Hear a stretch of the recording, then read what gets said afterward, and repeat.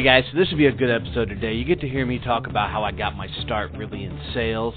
Sorry, this episode is going to be me dealing with a head cold, so you'll get the rough and the gruff.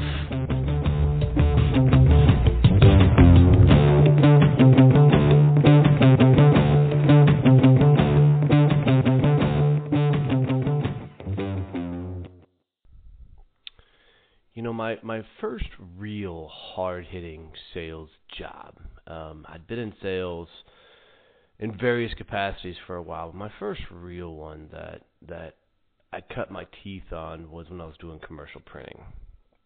And it was probably the wildest introduction to a company that I've ever had. Here's the story. So I'm bartending. I'm working at a Bennigan's restaurant as a bartender, and then I'm working at one of the top nightclubs in Fort Worth, Texas on the weekends. And, you know, the lifestyle that comes with this. You know, you go into work for, 5 o'clock in the afternoon. Bar opens up by 7, crowd doesn't show up till 11, and then it's absolute chaos from 11 to 2 in the morning.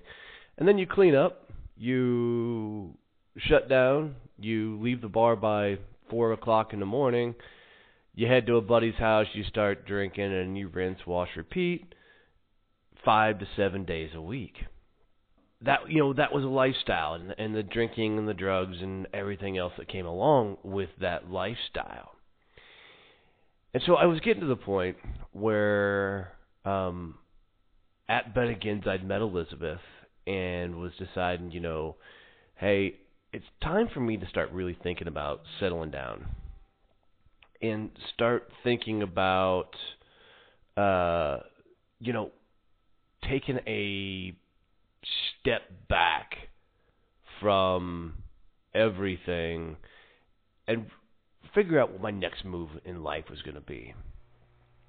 So I knew that the heavy slinging bartending, even though I was making a good amount of money, wasn't going to be that thing that put me over the moon, and there wasn't a future in it. People that are in their 40s and 50s and still bartending is because they never figured out anything else along the way. And, truth be told, you can make some serious real money being a bartender. My best year, I pulled down almost $100,000 that year bartending. And, that's real freaking money. It's just, it's a young man's game because, let me tell you, the physical side of it can be brutal, but the what you do during those times, it's all a choice. You don't have to do the drinking and partying and everything else, but that's just kind of the lifestyle that comes with it. And if you can handle that lifestyle, cool, roll with it. But I just knew it wasn't going to be for me. It wasn't long term. So what I knew I had to do was find what I kept calling a grown-up job, a big boy job. Something that I could, get good at, had a ladder, something I could climb. So I started picking up a lot of day jobs at Bennigan's. And, I knew that the executives would come in during lunchtime to have their lunch breaks. And if I could keep enough or get to know enough of these people, that maybe somebody would give me a shot. I've never been a guy big on resumes and never been, the guy focused on changing it up. Or not changing it up, but never been, hoping a piece of paper got me a job. I've always been the guy that if I find something, I'm just going to go ask if they're doing it. But I didn't know what to find. I didn't know what I wanted to do. I didn't know what I was looking for. I knew I'd been in the sales game before. I knew that I knew I didn't want to do, manual labor type things because I'd done that. I didn't want to go any place where they had a ton of rules and regulations. And I knew I couldn't really sit behind a desk. That just wasn't going to be my thing. But I didn't know what it was. So I'm bartending these day shifts, and I'm getting to know the regulars that come through. And, it's the same thing. You've seen the same people every day, from lunch till 5 o'clock in the afternoon when the day shift starts transitioning over to the night crew. And, you get to know people. You get to know their stories, the good, the bad, the ugly. And I can tell you that the best thing that, besides the career I got, was meeting a guy that everybody called Marine Mike. And here's a fascinating thing about me. Is, for years, I didn't tell people I was a Marine. After talking with that executive in St. Louis, and he said, stop using veteran, stop leading with it, I quit telling people I was a Marine. And I also wasn't, 100% like it was an important factor in my life, because I really never felt that the Marine Corps did anything for me in the civilian world. Now, as I've said on other podcasts, that could be partially my fault. Maybe I wasn't presenting it in the best light or positioning myself in the right frame of mind. I just didn't like talking about it. I didn't like telling people what I did, while I was in the Marine Corps. So, while working at Bennigan's, one of my best friends knew Mike was a Marine, and everybody called him Marine Mike. It was just a way to, you give your regulars nicknames. Hell, we gave the staff nicknames, and everybody kind of gets nicknames. So Mike was Marine Mike. And nice guy. He was an engineer at Lockheed Martin.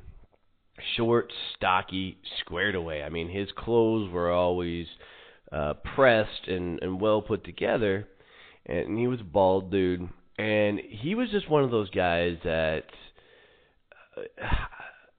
I always think the guys who do 4 years and get out like I did probably really hated it when they were in. But some guys want to relive those glory days like they were awesome. It's almost like they forgot how miserable they were when they were in. Mike was one of those guys, and he was really living the I don't know, fame's not the right word, but he's living that world that he's using his Marine status for people to recognize who he is. Not taking advantage of it, not doing anything like that, but you knew Mike was a Marine. And when they first introduced me to Marine Mike, they said Donnie was a Marine. And, one of the things that really annoyed me, and I think one of the things that helped attribute to why I didn't tell people I was a Marine, was these over-the-top guys killed me. And I just didn't want this over-the-top bravado and crap that they would throw at you, and almost like a frat boy, talking about that dude that was an awesome guy in football in high school and is now managing a freaking breakfast place, So when these guys, that was their one glory moment, they live in it for the rest of their life. And those guys just drove me nuts. Well, Mike was a little bit this guy. No, he was a lot this guy. When I first met Mike, I was like, shit, here we go. I got one of these over-the-top gung-ho dudes that is just going to constantly go on and on about the Marine Corps. But, I got to tell you, getting to know Mike and spending some time with him, he was the first guy that really got me to embrace that I was a Marine. And I can remember that he knew that I didn't talk about the Marine Corps much, and he started doing little things like he bought me a Marine Corps hat, which is, if you know me now, I love wearing Marine Corps hats. But he would constantly jibe and push me to talk about my experience, and to let people know that was an important part of my life. And I really I really owe him for that.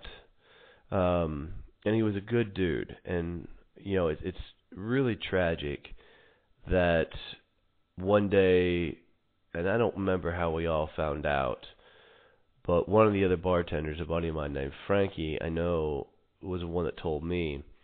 But Mike didn't have a car. He lived so close to Lockheed that he walked to work all day. Well, one morning in walking to work in the parking lot, he was hit by a car and killed.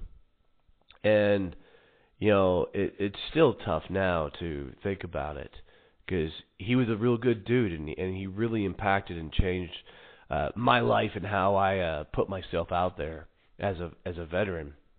So, but that was a really cool thing that I got from that time. But back to bartending, I knew if I had these day shifts, I'd get to meet people like Marine Mike, and I'd get to spend time with executives and whatnot, and as they came through, and I started keeping my resume underneath the bar top, because me and my buddy Lewis were usually the day bartenders, or, I'd be the cocktail, he'd be the bartender, whatever else. We were really trying to, well, I was really trying, I can't say Lou was, but I was really trying to find my way out of that lifestyle, that bartending world. And a couple of my regulars that came through, they never drank during lunch, which was a cool indicator for me that they were probably executives. I started kind of put these little tallies together of who did what, when, where. Two regulars, one by the name of Jane and the other one by the name of Beverly, used to come in. They would order a Reuben and split it. One would get a Diet Coke, the other one would get an iced tea, and they'd sit in a bar because they could both smoke. And this is back when, you could smoke in places. And this is back when I was still a smoker. So, I really got to know them and their story. They got to know me. I mean, they heard about my, career in St. Louis and the things I did in Texas. They knew I was a veteran. And they knew I was kind of a crazy guy who had a cool personality. Well, Jane, after a couple of months of knowing her, had gone up to this big conference in Pennsylvania. I think it was Pennsylvania, a printing conference. And there was a keynote speaker there, or somebody she talked to, I don't really recall, that had told her that their company's top sales rep was their server at a restaurant that they just really liked. And Jane, later told me this part, but she said, when I heard that, the guys say that their top sales rep was their server, I knew who I was coming back for talk to about, a job I was going to create. So she comes back from that conference. She's sitting in Bennigan's, and she, as we're talking like we always do, the small talk, she said, "Are you still looking for a job?" And I said, "Absolutely."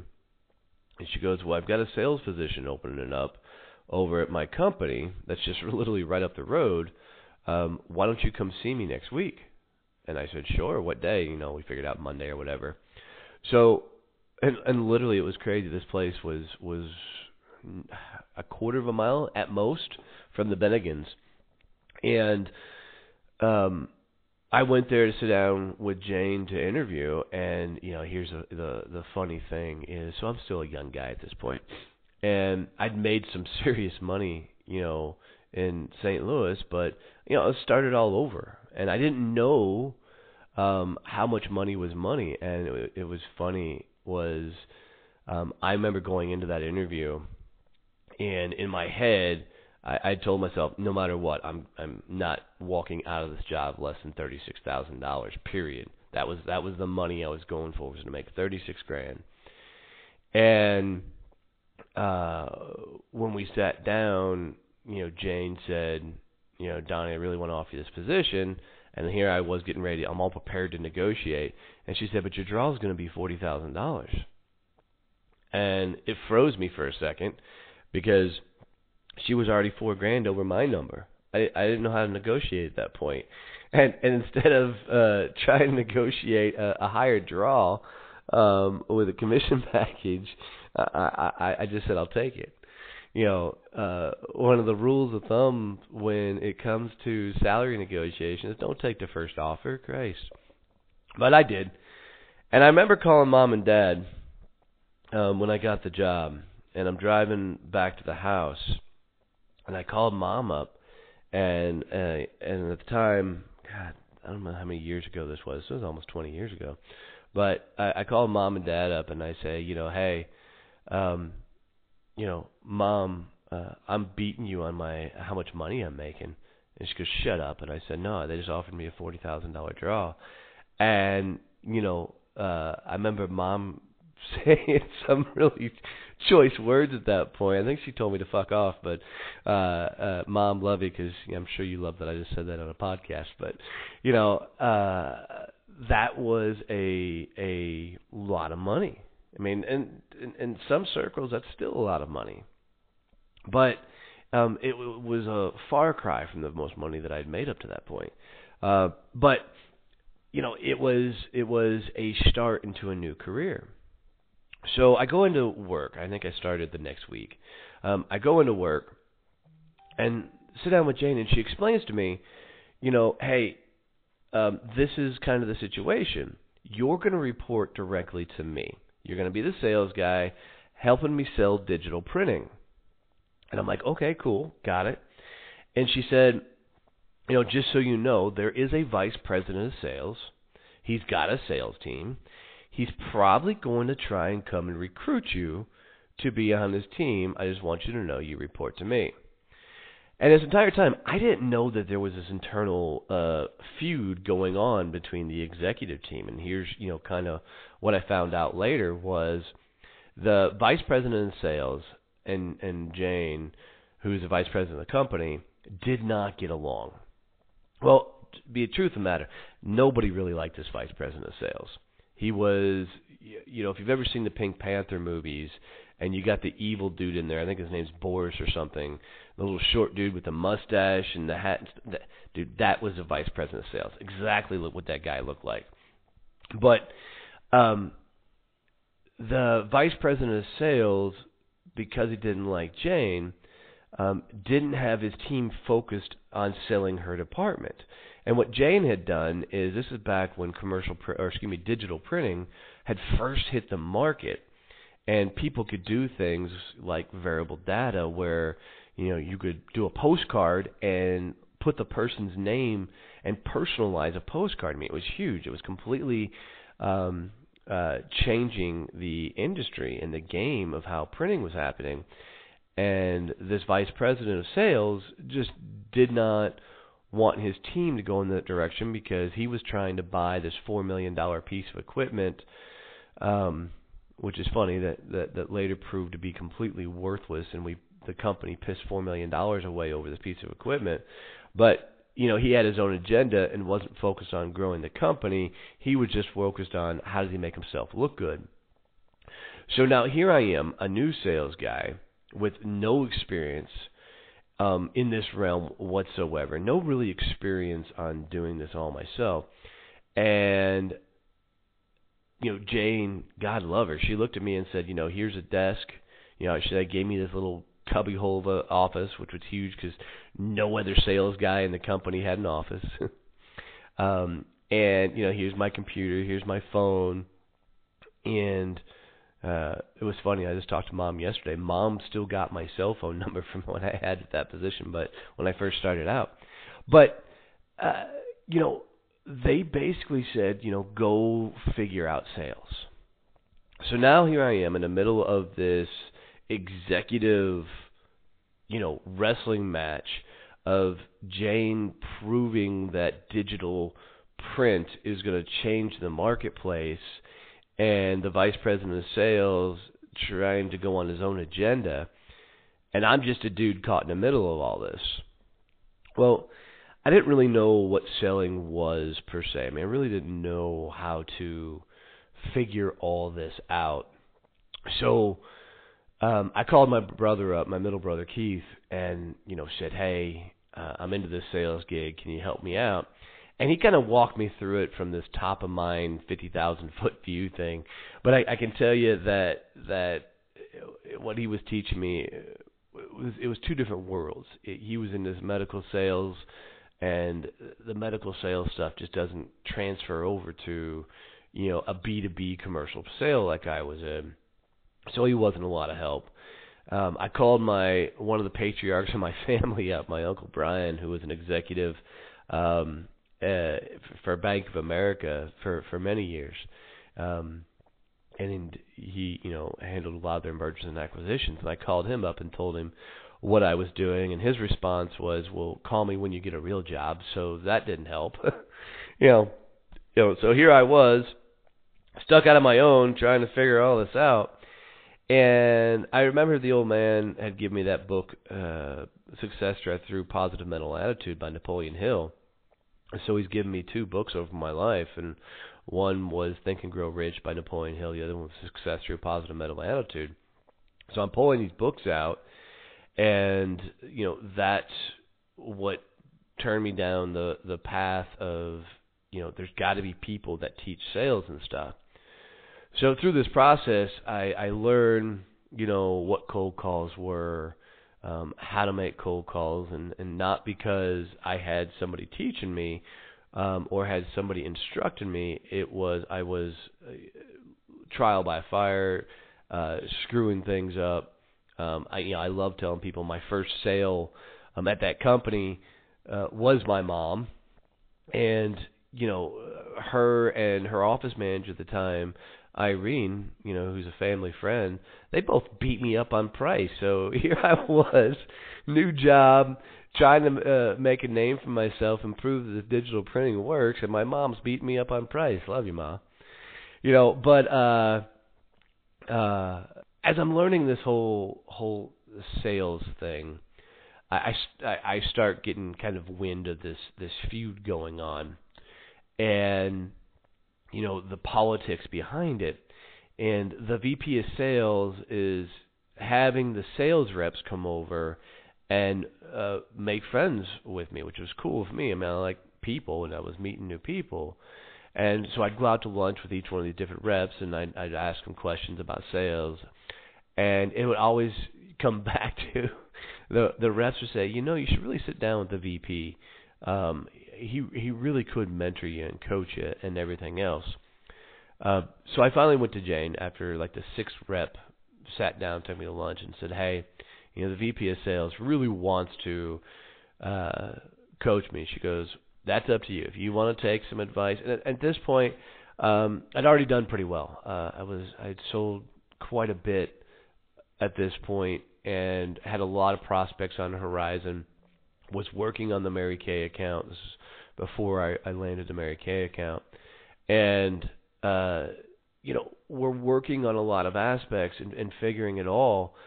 And the interesting thing was, Jane said, if you really want to go see if he can teach you something, go sit down with him. And I knew she didn't really care for him. Of course, nobody really did. But she respected that I was trying to learn sales. I was trying to figure this all out. So I went out to lunch with this VP, and I don't even remember where we went. It doesn't matter. But we went out to lunch and sat down, and this dude, for the entire lunch, proceeded to tell me how awesome he was. How he, I think he invented oxygen, followed by inventing the water and then the wheel. I mean, this dude bragged about shit for hours and kept going on about all he'd done for this company. I mean, you would have thought that there was no employees in this company. You would have thought that there was no other sales rep. I mean, this dude thought he could walk on water. It was insane. And I really had the thought process of how can anybody really stand to be around this guy? And I really learned later on nobody could. And actually the top reps in the company didn't have anything to do with him. And I know a couple of friends that I still have contacts with, they refused to let him go on sales calls because he just screwed up their sales calls. But so after lunch I realized, God, this guy is not going to teach me anything. So it's back to learning it all on my own. And man, I could tell you, I was really bad at sales. The things that worked for me was I could talk to people. I really wasn't too scared about screwing shit up and figuring it out. But I can tell you that once I started figuring out sales, and one of the things that tremendously helped my career at that point was I was doing a lot of networking, and people were starting to ask me to speak in front of rooms on networking and teach people networking. And in doing that, I started picking up more printing business. So that's where I was learning to speak in front of rooms, and it was where I was learning to, bring people into the place for the tours. And then I landed Mary Kay, which became a game changer. And in that part, during that time, I married Elizabeth, and life got a lot of fun, and I ended up making more money than I'd had ever previously at that point, and life was just a fun time. But it's also where I learned that a lot of people, myself included, live that lifestyle to plateau. And I kept putting myself in a situation that if I could just make this much money, I could stop. And I'd get to a certain spot, I'd make that much money, and then I would stop, going for it, and then I'd lose some accounts or lose some business, and then I'd have to scramble and replace those accounts and those business, and it became a really shitty roller coaster of work hard, slack off, start losing money, work hard, slack off, start losing, and it became this horrible cycle of going for it and not going for it. Well, it was in one of my slumps that the 08, 07 or 08, 07, 08, 09 years were getting ready to hit, and I was at the bottom swing of one of my slumps when that started, but on the uptick, and my numbers were low, but the entire company's numbers were low, and they began to do some restructuring, and I landed a couple of really nice accounts, but the overall company was starting to slide backwards with the rest of the U.S., and the restructuring of the company, Jane finally pulled me aside and she goes, "Hey, you're going to actually start reporting over to the sales department because I have to focus on some other key areas." So by this time, that vice president of sales was gone. Another guy who I have a tremendous amount of respect for had taken over role as sales manager, and he was a badass sales guy, a shitty sales manager. But I will give the guy credit that he completely tried. I mean, he really tried to work with me and teach me some things as we went through the process. But a lot of companies shouldn't take their number one sales guy and make them a sales manager, VP of sales. One, why would you take that horsepower out of the marketplace and have them stop selling? But two, they have no idea how to teach somebody else to do what they did. They're usually a head down and get after it type of person. And if you're not a head down, get after it type of person, you really struggle with teaching other people to own that lifestyle. But I will tell you, he really, really tried to work with me and help me out. And he taught me some cool things. One of the greatest lessons I learned from that guy was always have one in the hopper. And, it was very helpful when, I hit a really bad sales slump at one point and was trying to figure it out. And that's when he gave me the knowledge of always have one in the hopper. Having one in the hopper means you're always prospecting, and if you lose one, you've always got one sitting in the wings that could potentially come on board because you're always out there talking. Well, that saved my butt a time or two when I lost the larger accounts. But we go through the huge transition of life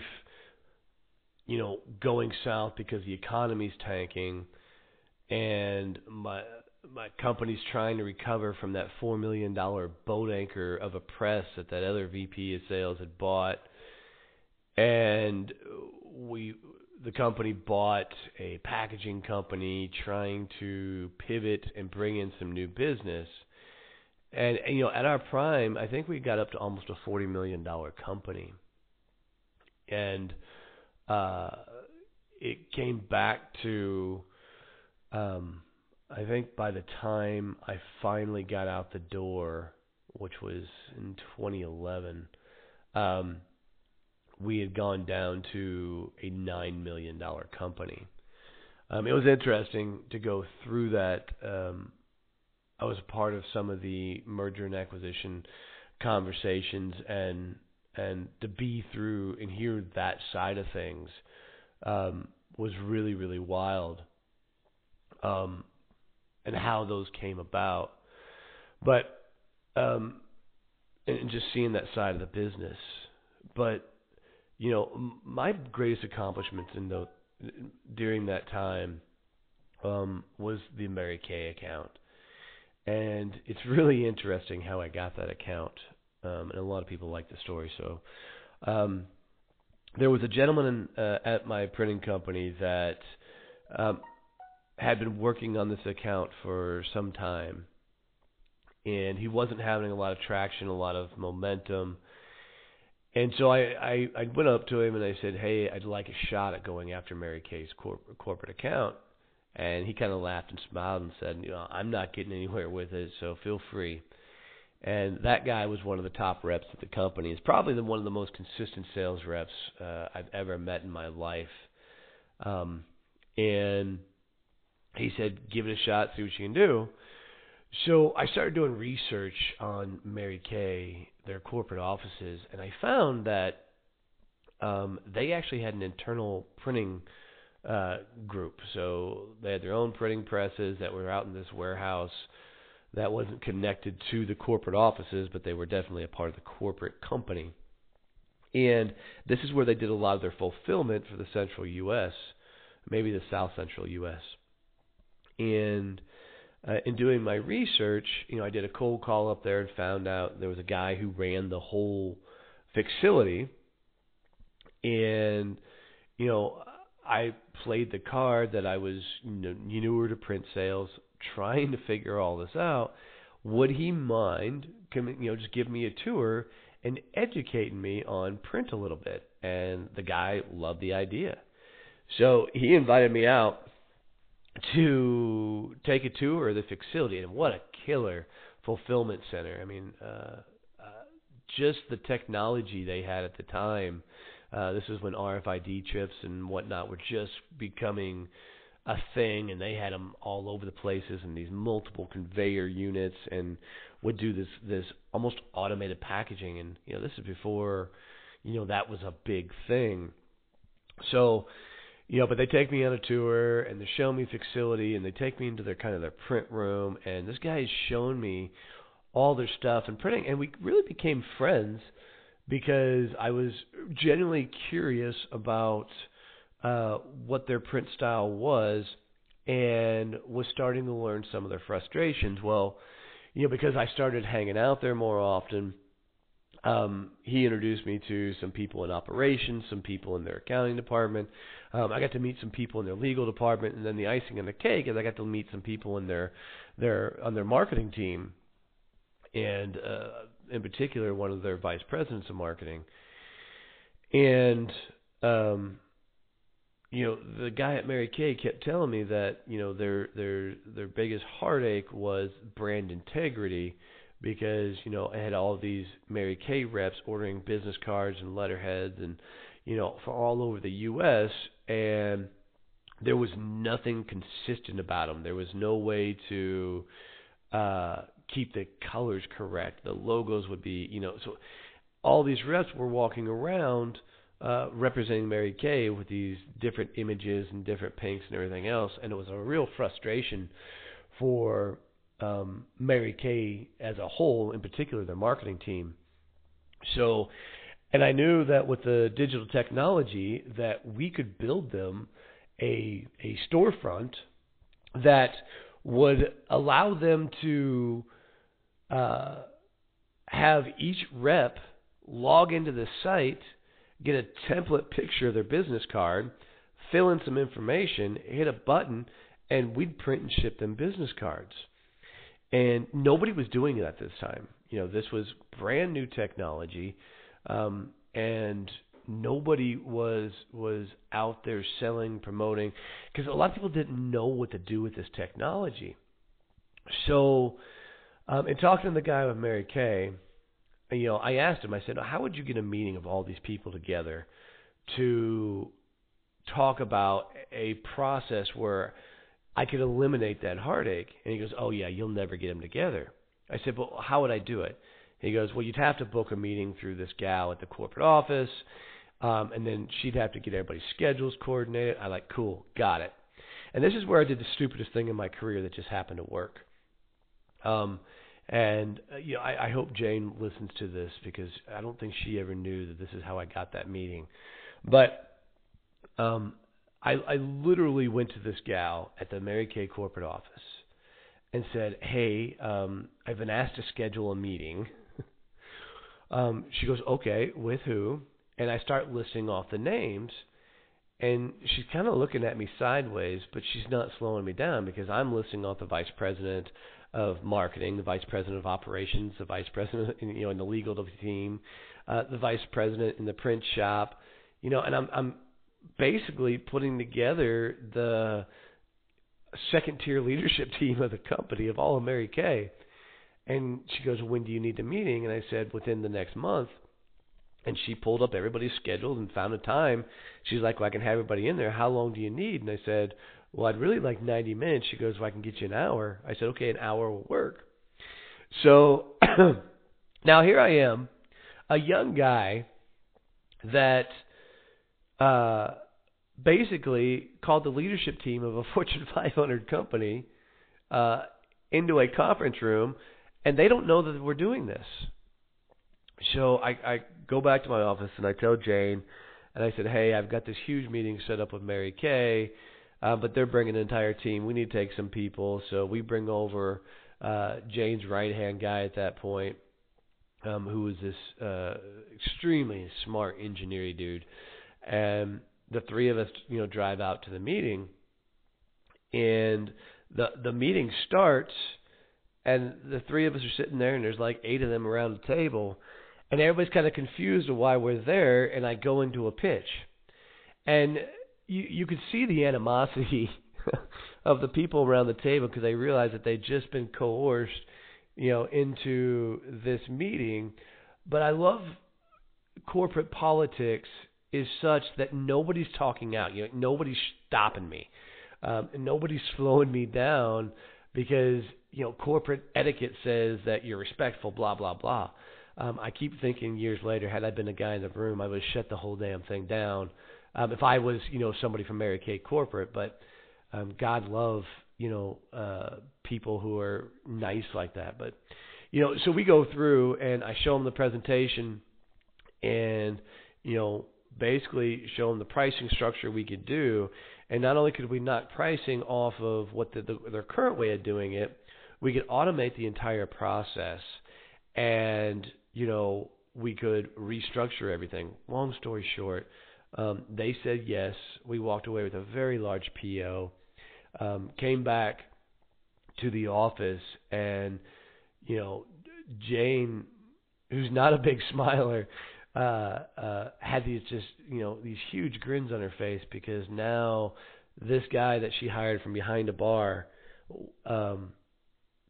in spite of what everybody else thought was going to happen, just landed Mary Kay. And, we went on to print that for quite a while. It was a lot of fun. And I built some great relationships in there. And it was a really, really, really cool experience. And it was one that taught me, sometimes you got to take a bigger risk than you're prepared for. And that was just cool.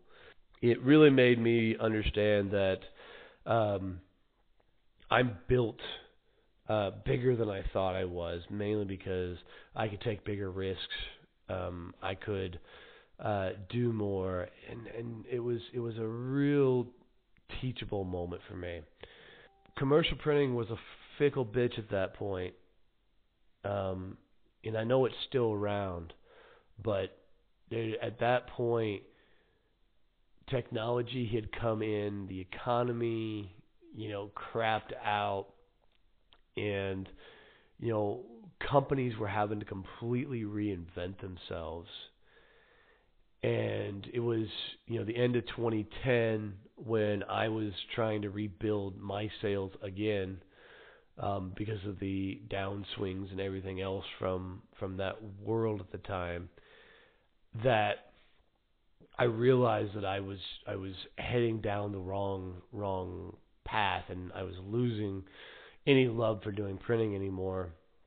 And I went looking for my next career.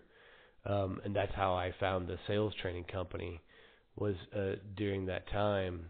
And the interesting and crazy thing is, that company later sold for, I think, $3 million to one company, and then they ended up getting bought out by R.L. Donnie. But and there's still some of the employees there that were there when I was a sales guy there, which is cool. And I've run into some of the people, as they've transitioned, moved on with their lives and whatnot. And I still have friends there that I speak to on Facebook and whatnot. But it was a good time in my life. I learned I grew up a lot at that point.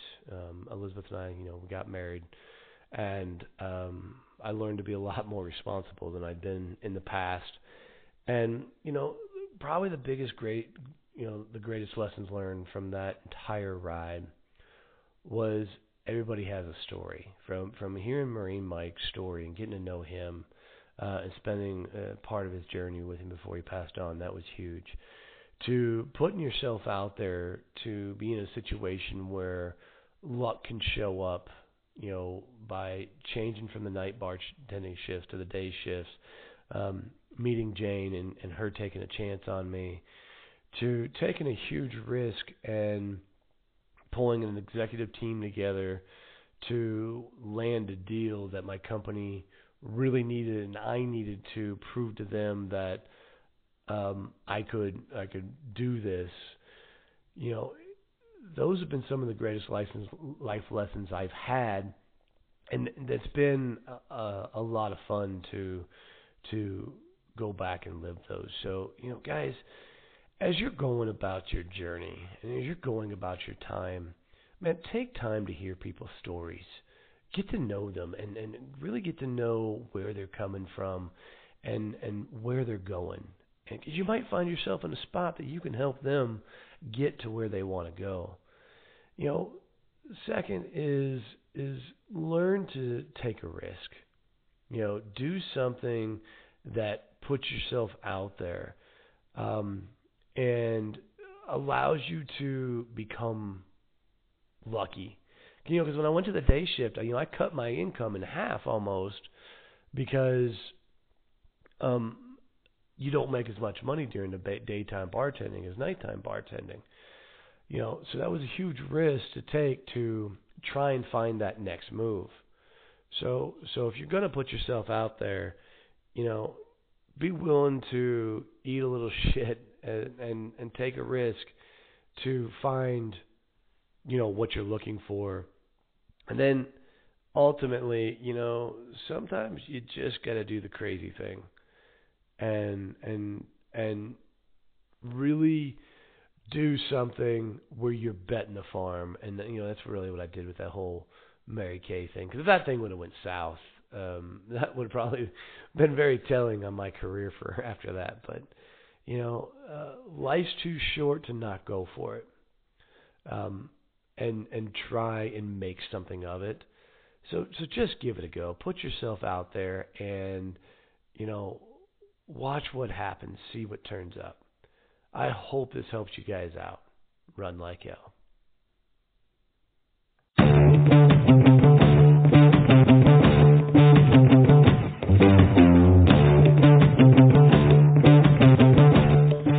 Guys, thanks so much for tuning in to today's episode. I hope you really enjoyed it. Please comment, share, tell me what you think. Let the world know about this podcast. It would mean everything to me.